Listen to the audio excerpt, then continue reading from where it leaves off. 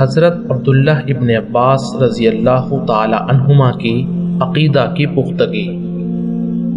عقیدہ کی صحت مذہب کی روح ہے۔ اس میں جہاں رخنا پیدا ہوا مذہب کی بنیادیں ہل جاتی ہیں۔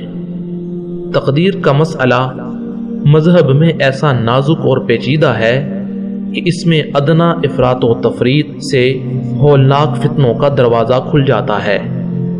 صحابہ کرام کے آخر زمانہ میں نو مسلم اجمیوں کے ذریعہ سے خیر و شر اور قضاء و قدر کی بحث عراق میں پیدا ہو چکی تھی۔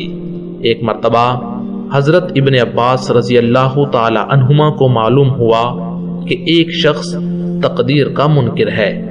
اس وقت آپ رضی اللہ تعالی عنہ کی آنکھوں کی بصارت زائل ہو چکی تھی۔ پھر بھی لوگوں سے کہا کہ مجھ کو اس شخص تک پہنچا دو۔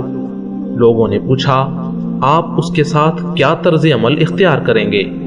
بولے اگر ہو سکا تو اس کی ناک کاٹ ڈالوں گا، اور اگر گردن ہاتھ میں آ گئی تو اس کو توڑ دوں گا۔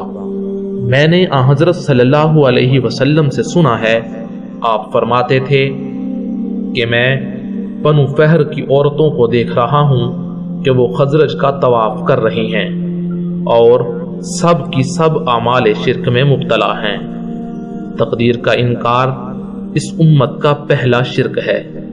میں اس ذات کی قسم کھا کر کہتا ہوں جس کے ہاتھ میں میری جان ہے کہ ایسے لوگوں کی بری رائے یہیں تک نہ محدود رہے گی، بلکہ جس طرح انہوں نے خدا کو شر کی تقدیر سے معطل کر دیا ہے، اسی طرح اس کی خیر کی تقدیر سے بھی منکر ہو جائیں گے۔ مسند احمد۔